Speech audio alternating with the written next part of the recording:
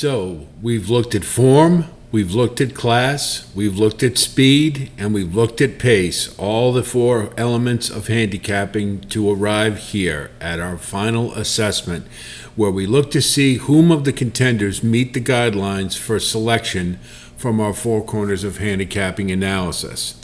And the first thing we're going to do is review very quickly just from part one of form. This is how it broke down. You see Sierra Leone, Catching Freedom, Forever Young were at the top, and Dornoch, TO Password, Grand Mo the First at the bottom.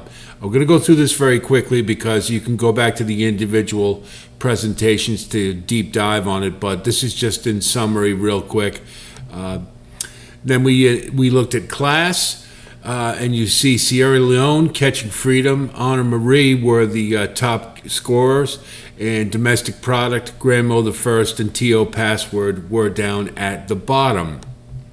We go on to our speed rankings, and you see, no surprise, Fierceness, a dominant score, way ahead of everybody else. You see Society Man right at about the Mendoza line there.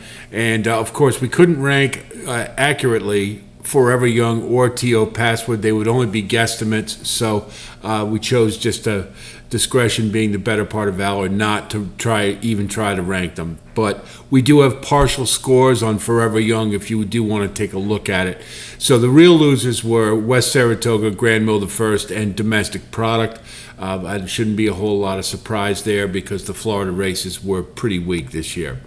And then we come to pace, and you see Catching Freedom and Honor Marie were the two big-time leaders, significantly ahead of Sierra Leone and Fierceness. And our big losers are, again, Florida horses, Grand Mo the First, Dornoch to a degree, and Catalytic. So those are the scores for form, class, speed, and pace. And again, go back to the individual postings we've had for each if you want a more detailed look at them. Now, one of the things that I always like to do is project out the times for a mile and a quarter if all things were equal and you used the pace fractions from each contender's last race. And I'll note very quickly that Endlessly and West Saratoga have K-Rits by their numbers because they were run on synthetic surfaces, and Forever Young is because that was an approximation for the time for the UAE Derby by me, going back and converting the metrics and hand timing it. So it certainly, I couldn't say that it was completely accurate. So it's an approximation. Please keep that in mind when you take a look at it. And you see, of course, Fierceness has the fastest time, and that wouldn't be much of a surprise by about 10 lengths. If he could run back to the Florida Derby at that same pace fractions, that's what he would end up with, and everybody would be playing for second. But of course, pace isn't everything, and but again, it's something for your reference. One of the things that some of you who have watched all the parts of the elements of handicapping know, particularly when it comes to pace, the EP, AP, and SP are very important. They measure the pace for each contender. EP is the second pace call. SP is a sustained pace. That's the second and third pace call averaged out. And the average pace is the average between the EP and the SP. The reason Catching Freedom is highlighted in green there is because any horse who leads in both average pace and sustained pace generally wins the Kentucky Derby. Not always, but a lot of times that happens. So that's why it's important. This list was based upon the sustained pace because it does involve the second and third fractions, and I think those are a little more significant than the early pace because it's obviously more about how a horse is closing into the finish line. So that's another one to take a look at for your reference. So we'll look at the individual contenders, and we'll start with the rail and Dornoch. And we've talked about him to a great degree. Let's just take a look at how he scored out.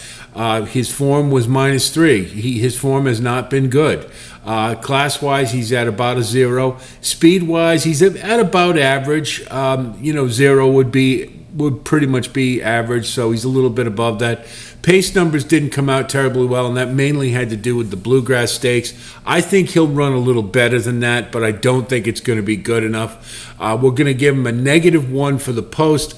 That is an additional number that we've added in here, and those of you who have watched all the parts know how I do it. It's +2 to -2. So +2 would be a great post. +1 would be a little bit above average. 0 would be no matter. It doesn't really affect them one way or the other. -1 would be a little on the difficult side, and 2 would be awful. The rail isn't as bad at Churchill Downs for the Derby as it used to be now that they have the one gate instead of the main gate and an auxiliary. And so it's closer to the rail, so you don't have that possibility of being pinched like you did before. So a Dornock's score comes in at a -9.96. The projected time is pretty slow, and I don't think the outlook is very good. I haven't liked the way this horse has been running this year, and I don't know that I don't think he's progressing, and that would be the kindest thing to say. He's still very green. He still does a lot of things wrong, and he can't be rated, so he's going to have to win this on the front end, and I think his prospects to do that are very dim, so he's a toss. Sierra Leone, it was certainly one of the horses that we're going to be looking at the strongest this week. So far, so good training-wise. And we see form, he got a +3. Class was a +11. That was the highest. His speed score was second only to Fierceness. Pace score was pretty decent at 3.56. Giving him a -1 for the post because the 2-hole isn't bad for closers, but he is going to have to work out a little more of a trip than the horses posted to the outside of him, and obviously that he could encounter some traffic. And this is a big horse, and he does kind of have that freight train way of running, so he may get carried very wide and lose a lot of ground, and also he may run. He may have some traffic issues trying to save a little ground and work out a trip. So it's a -1. Still, his score is 33.63. That's in the top of the class, up near the top. With Fierceness, his projected mile-and-a-quarter time, I believe, is third to Fierceness, second or third. So the outlook is excellent, and I think this horse is sitting on a big race. He is a win candidate. Mystic Dan is one that, he's been kind of mercurial, hit or miss type of horse. I think he's in decent form, and he probably is going to run a good race for the Derby. But is it good enough? I don't think so. I think the Arkansas Derby, if that's the best he can do, it won't be near good enough. That was a pretty weak third. Even if he builds off of it, he's certainly going to have to get a lot faster around 2 turns. We know he has speed around 1. The post, I give him a +1 because he saved ground the last couple races. They're trying to get him to rate. Kenny McPeak loves to do that. Put horses on the rail, save all the ground, and then come flying up at the finish. And that's what he's going to try to do with Mystic Dan. But he is by Golden Sense, and I don't think he wants a mile-and-a-quarter. And I didn't like what I saw from the Arkansas Derby terribly much. So the outlook should be a -2 there instead of plus. So he's a toss. However, as we know, he does love the mud. So if it rains, upgrade him, use him in the mud, but I wouldn't put him on top under any circumstances, but certainly could put him in the mix if it's wet. Catching Freedom is a horse that I have steadily learned to really like, and he was very green early to start his 3-year-old campaign, but he has since worked out the kinks, and he put it all together in a big race in the Louisiana Derby. Form-wise, I think he's coming into this race as good a form as any of them. Class-wise, he is at the height of the class. Speed-wise, he's got an excellent speed rating. His pace numbers are fantastic. That's really, you couple that with all the other aspects, and this is a horse you really have to like. His Louisiana Derby pace numbers were just outstanding, and if you consider he closed from about 8 or 9 wide and was able to run with a late fraction like that, you have to like this horse for the Derby. And I think he's sitting on a big one. So his score, 35.04, I believe he's only second to Fierceness. And he's a win candidate. Catalytic, to me, is a bounce candidate. Not much more need be said. He ran huge in the Florida Derby his first time around 2 turns, and I just don't think he's going to do that again. It was a big step up from what he had been running previous to the Florida Derby, and that usually indicates a horse is going to bounce, and especially moving into a much tougher field than he's ever faced at a longer distance. I don't like it. So I think this is a good horse, and he is by the 1X La Troyenne family, which is an awful classy family. But I think it's a little too early to expect he'll factor in the Derby, so I'm tossing him. Just Steel, I can kind of go either way with. This horse has been, as we know, he's run some good ones and he's run some not so good ones. He's had some excuses. He's been carried wide out in all of the Arkansas preps at Oaklawn. And but the last race, the Arkansas Derby, he ran his best yet. And that race puts him right in the mix. I think Just Steel he's a big horse, and that certainly helps in the Derby. But the only thing is, I don't know how much tactical speed he has. And the other thing is, I just don't know. He's regressed off of every big effort he's had. And he's got, and so now he's running off his best effort. Now he's going into the Kentucky Derby.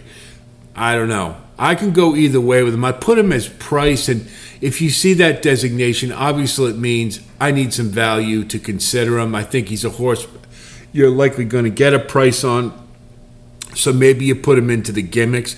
Can't see him as a win candidate. I just don't. I just think there's others who are more capable at this point. But he's a nice horse. I like Just Steel. I've liked the way he's progressed over the course of the prep season, but I just still think he would. I just don't think it's likely that he's going to run a triple-digit buyer to win this one. I just don't see it, but I think you can comfortably use him, and it's very possible he could get underneath.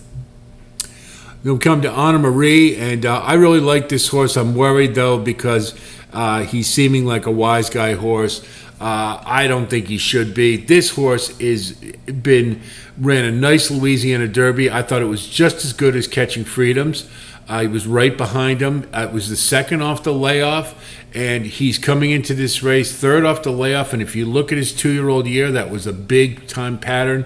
He accelerates. He gets better every race as he progresses. I think this horse is sitting on a monster race. The only concern I have is whether or not he can quite get up speed-wise to take it down. In comparison to Catching Freedom or Sierra Leone, and that's really my only worry. He is an excellent class fit here. He's got all the, his score indicates he's at one of the top horses. He's a must-use without question, and I think under the right circumstances, he could be a win candidate. Just a Touch is a classy horse with a lot of potential, and he's progressing pretty rapidly from his start. My only worry with Just a Touch is you see that speed number of minus 3.55. The Gotham and the the Bluegrass Stakes, his fractions were very similar. They didn't improve, they didn't progress, and that gives me a little bit of concern. The Bluegrass, the pace was pretty quick, and Just a Touch did have to do a lot of work on the front end, and that's absolutely true. But he seems to always like to run up near the lead, and consequently, you can get burned being a little close to a hot pace. He's one I can go either way with, but I'm going to use him. I don't like 10-1 on him at all. That's really the other knock, is the value just sucks. but he's got a speed figure pattern on the thorograph that tells you he might be sitting on a big one. So I certainly don't want to just discard him when that's possible. And I think he's got a very good post. I think he should be able to get into excellent position. And I think this is a horse you can be comfortable using. Now we come to Encino, and I really like this horse a lot. I liked him in the Battaglia going into the Lexington. I'm sorry I haven't corrected that yet. No, some of you have pointed this out. Yes, I know. He ran in the Lexington. So rest assured, I know. It's just a typo on my part. I apologize. Anyway, I really liked the Battaglia, and that showed me that this horse was headed in the right direction. The Lexington was kind of the cherry on top, showing the versatility to go to the lead and doing what a good horse can do is just wiring the field. And I don't think he's going to do that in the Derby. I really don't. I can't see him trying to wire the field. I think he'll go back to rating. It makes more sense being just off the leaders. But I really like this horse. I think he is sitting on a big one heading into the Derby. And the only concern I do have is the third fraction of the Bluegrass was a little light. But it is understandable being on the front end. And the only other race we have to reference is on synthetic, where the later fractions tend to be a little better than they would be on dirt. That said, I just think this horse is really heading in the right direction, and he's training lights out for all indications. So I think this one's setting on a big one. I'm not sure I'm worried a little bit about the top end in comparison to some of the others, but I think this one is a use, and you could make a case for this one to win. Right now, I'm putting him as a use, but as the week progresses, I could very well upgrade him into a win candidate. T.O. Password, no. Nothing more need be said. This horse is just, the Fukuriu Stakes, what I saw from that tells me that this horse doesn't belong, and the only thing we have to worry about is he may be a Summer is Tomorrow type and just bolt to the lead and try to run balls out because he has no chance in the race, so why not? And that may screw things up for a lot of other horses, and that's really the only role I think he plays in this race, so he's a pass. Oddly, interestingly enough, the Japanese horses are right next to each other. Forever Young in the 11 hole. I'm sorry, I should have noted that. And he believe his odds are 10-1 right now. And there it is. You see, his form is very good. It was one of the better ones. He hasn't done anything wrong. He's 5-0. He's got comparable class numbers. Now, speed, we were not able to get a determination, and the reason being it's only a guesstimate on our part. I believe I heard Randy Moss say that his buyer was around, for the UAE Derby, was roughly like a 101. But if I don't see it in print, I'm not going to use it. That would only be a guess. So I'm not even going to try to approximate his score. Pace-wise, those numbers are basically me taking the metrics, converting it over, and hand timing the UAE Derby. So it's certainly not perfect. It can't be construed as completely accurate. They're merely approximations. But I do think it gives you an idea. His score is kind of comparable, and that I think he can run within this field. I like the way his competitiveness, I like his grit, and I think he's in a very good post, so he gets a +2 for that. And I think this horse is going to run a really good race. It remains to be seen whether or not it's good enough to win, but he should be in a stalking position, and if he has the horse, he may get the jump on the closers. So I think Forever Young, don't necessarily like the price, but I think he's one you can comfortably use. Track Phantom, really the big issue with me with Track Phantom is he's just one-paced. He just doesn't seem to be able to jack it up to close out a race. He basically has to get on the lead, settle, and get into his rhythm, and that's where he'll stay. And the other problem is his pedigree doesn't necessarily scream a mile and a quarter. Being Jimmy Creed is his dam sire, and he was a sprinter. as reference, Casa Creed, who's a great sprinter miler, but I don't think you want him in a mile and a quarter. Kind of the same principle here. I like Track Phantom as a horse. I just don't think, particularly with Dornoch and some of the other horses who are going to be up near the lead pressing him, I just don't see him being able to get into that good rhythm that he likes, and we know he probably doesn't have the kick to close it out. So to me, I don't think the outlook is very good. I do think Track Phantom has a good post, but that's about it. Other than that, he's a toss. West Saratoga is one that on paper, okay, he does not match up. Look at that speed figure, minus 20.43. At 87, I think, is his tops. He's not fast enough. There's no doubt about it. He's not fast enough. He cannot win this race. But what he can do is he can keep running. And he has been a competitor on the Derby Trail. In the last couple races, he looks like he's getting better. It's not good enough.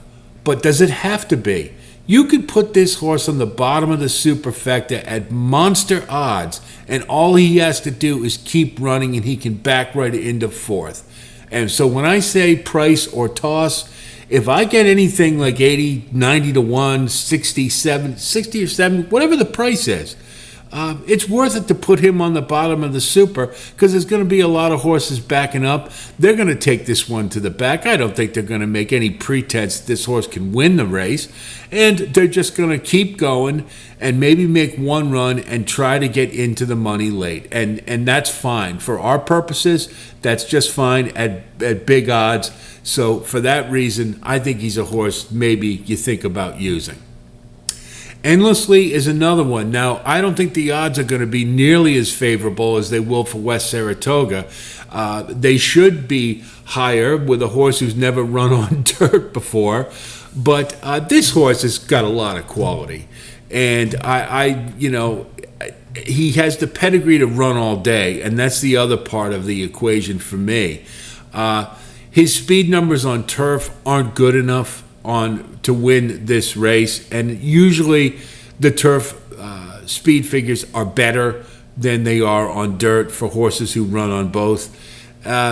This is a really nice horse, and I think he's one that you can comfortably use, again, just like West Saratoga. Throw him in for third or fourth in the try of the super. He'll keep running, we'll know that, and it's worth a shot, and you'll probably get a little, if you can get 30 to 1 or anything comparable to that, why not? And that's really when I say price or toss, that's the kind of, if you get commensurate value, use them. Throw them in the bottom of your gimmicks. If you don't, then don't bother with them. If you want to play tight, I think this is a year where you can, but I think you definitely want to have some price horses, so I think Endlessly serves that purpose. Domestic product, I have heard a lot of people talking about this horse, and they seem to be trying to make a case for him, and I don't know how you can. I just don't get it. First of all, every single race I've seen this horse run, he's green, or he's keen. He's a little rank. He always wants to get to the lead, and they keep trying to hold him back further and further with every race. The two races he ran in this year are both slow as molasses. In particular, the Tampa Derby was just ridiculous. He closed into both of those. Yeah, okay, great. Well, who wouldn't have a great third fraction and close like a freight train if they didn't have to run at all at the very beginning? He's got some quality, yes, but he's also by practical joke, and as we recall, practical jokes don't want a mile and a quarter. Every number we've looked at for this horse, and I have tried to be kind by using the Holy Bull instead of the Tampa Derby, and we've tried to find every way to make a case for this horse, and it can't be done. For me, get to 0. He probably would have got a -1 if because that Tampa Derby was just ridiculous, and I don't know how you measure anything off a race like that, but I thought it would be kind to give him a 0. Class-wise, in all the factors, he's a negative. Speed-wise, 82 buyer or 82 speed figure for the Tampa Derby will not cut it.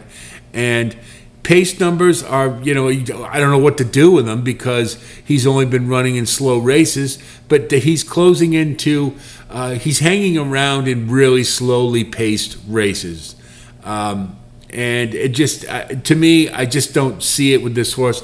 I personally think they're just going to send him from the gate and go for it and see if he can hang on. But I just don't like this horse. There's nothing about him that says to me that he can factor in this race, and I would be highly surprised if I'm wrong. I really would. So to me, Domestic Product is a toss. Grandmo the First is probably the easiest toss for me.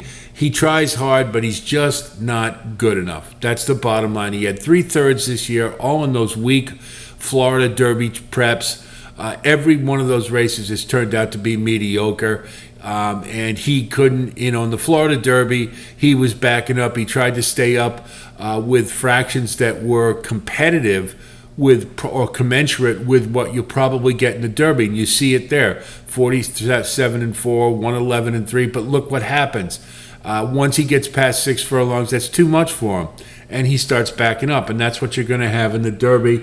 And he just doesn't belong in the race. And back to Florida in the allowance level.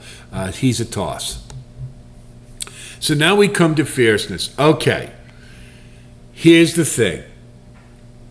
I think when you have two horses, Fierceness and Sierra Leone, both at commensurate odds, almost co-favorites, you have to find some value. Because you can't really, I just, to me, the Fierceness, you have to, is an all or nothing horse. If you think that he will build off of the Florida Derby, go for it. Use him as your prime win candidate and don't use him for anything else. That would be my advice. If you think this horse, like I do, doesn't have any heart, that can't be taught, that he is now encountering this most stringent test he's ever had, where there's going to be traffic, there's going to be kickback, there's going to be other horses who can run, toss. He's all or nothing. You either love him or you got to get rid of him. You can't use him any other way. That's my opinion. I watched those preps just like you all have, and I can't find really any valid excuses. Yes, he got rubbed a little bit in the Holy Bull, but not enough that it would sidetrack his whole race. And maybe he did come up a little short. That's true. But you know what? That was a lousy field. And even on his, C-level day, he should have been able to beat that field, and yet he didn't beat it. The Champagne Stakes, okay, he hopped at the break and there was mud. I'm a little more forgiving about that race than I am the Holy Bull. Florida Derby had everything his own way against a lousy field and blew that field away like a good horse should. Fine. British Cup Juvenile, that was a good field. That's true. But he also broke perfectly, had a perfect trip, and he had everything his own way. Nobody really pressured him. He didn't, he just rated behind and away he went. He could do it again. I'm not banking on it, though, because I like grit. I want to see a horse who's got some fight in him, and I haven't seen this horse stand up to a fight or even be challenged or even responded to a challenge. And so, yes, he gets the highest score of any horse in the Derby field based on form, class, speed, and pace. He is the highest. So that's why I say, if you like him and you think he's going to do it, I think the 17 post is favorable to Fierceness. I know nobody's ever won at it, but the fact remains, this horse will be out of trouble. He's not likely to encounter a lot of kickback, or he should be able, provided he gets out of the gate, he should be able to get right to where he wants to be, and then it'll be a question if he's good enough. So, can I see this horse winning the Derby by open lengths? Yes. Am I counting on it? No. I just think you have to look for value in the Kentucky Derby, and with a horse that's got issues that are not resolved, with a horse like Fierceness, you can't take 5-2 on this horse. So for those reasons, he is a toss. But I absolutely understand those of you who think he is the primary choice. So let me just put it that way, and I hope that makes it clear. Stronghold is a nice horse. He needs to get faster. You see his numbers are about average or a hair below. The post really kills any chance this horse has to me. I was prepared to use him with a favorable post as a value play and put him underneath in the gimmicks, because I do think this horse is going to run a good race, but there's just no way in the 18 hole, the way this horse wants to run, that I can see him factoring in the race. If you want to put him on the bottom of the super, make sure you get a decent price, but I'm looking elsewhere, and I'm going to toss him. Resilience, I was pretty excited to see this horse run in the Derby. I think this horse has a lot of upside. I think he is getting it. They've put blinkers on him, and it really seemed to make a difference in the Wood Memorial. I think he will run a better race, and he will probably run the best race he can. But he's in the 19 hole, and he's going to lose so much ground early, and he's going to have to expend so much energy to get to the place that he wants to run. He's really up against it. Now, if he had been a closer, who likes to run from behind, maybe he could overcome it. I just got a feeling it's going to be a little too much for him, and it's too bad because I really like this horse. But I just can't do it with that post position. I just can't. And so, sadly, he is a toss. So now we come to Society Man, and Danny Gargan has bookends. He's got Dornoch on the rail, and he's got Society Man in the 20 hole. This horse seems to be progressing, but he also has a pattern that says he's probably going to regress in this race, because that was a pretty monumental effort in the Wood Memorial at 106-1. You see his numbers. He's kind of a Mendoza line horse. He's right on the average for the field.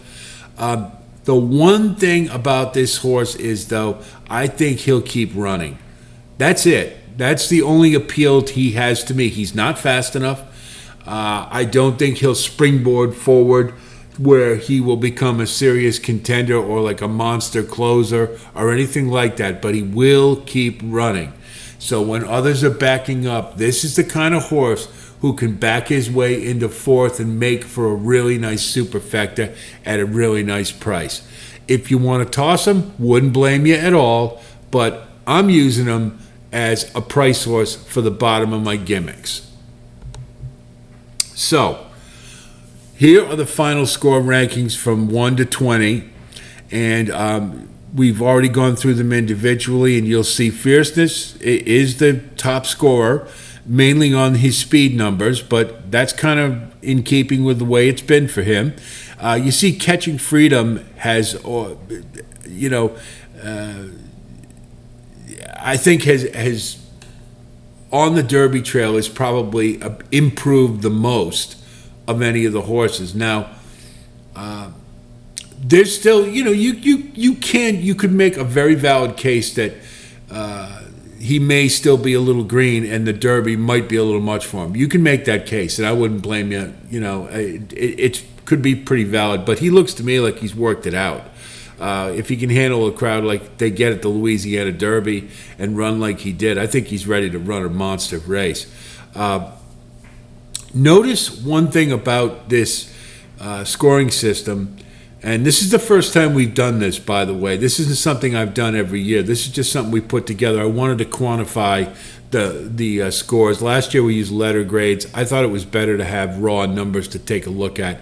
Notice that we have a top 8, and then we have everybody in the negative after that. And of course, Forever Young and TO Password we don't have scores for because we couldn't approximate them accurately. So it's very interesting, and one of the things about this I kind of like is that I think this is a year. Normally, I like to use around 10 horses, but I have a feeling it's going to be even shorter than that this year because this seems like a top-heavy Derby. I don't think it's as easy to make cases for anything past the top 8, and even with the top 8, Resilience and Just Steel to me are really borderline uses because of their post positions. So it's interesting from that perspective. And I think that to me, it's a really, this was a really good way to eliminate horses and come up with maybe our grade 8 or the top 8 that we want to use.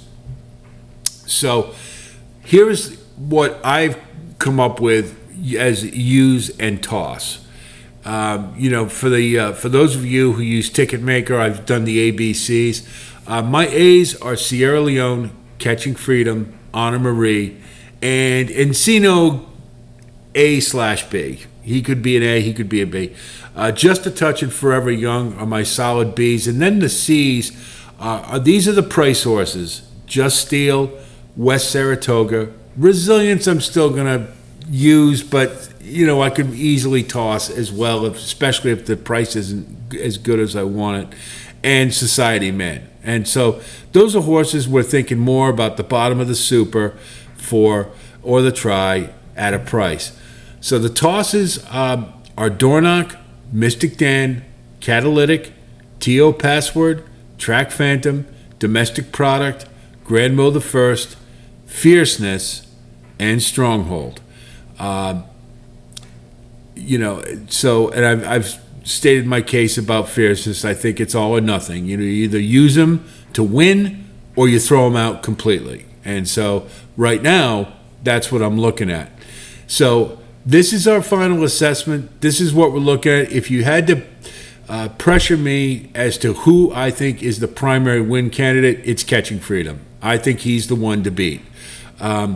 We'll see how the training goes. We'll see how a lot of things go with the Derby. Probably won't know firmly until maybe an hour before the race, but I'll have a pretty good plan. I always like to have a plan. I hope you do too.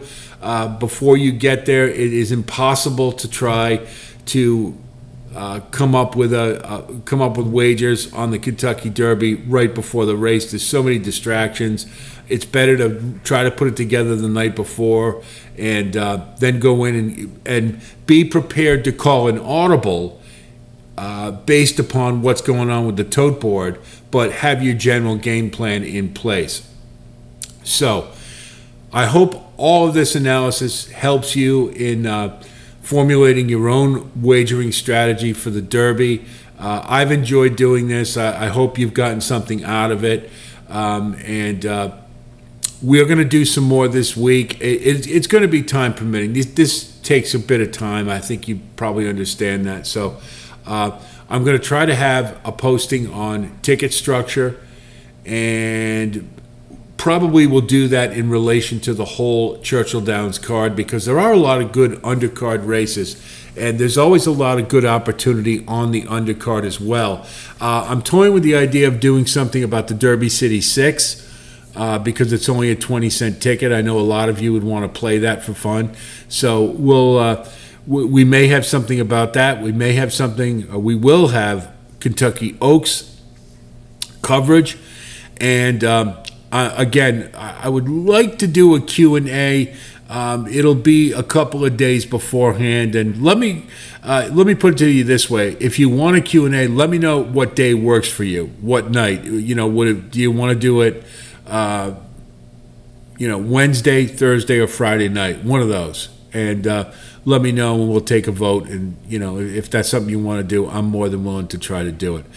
So, anyway, that's a lot lot to go over.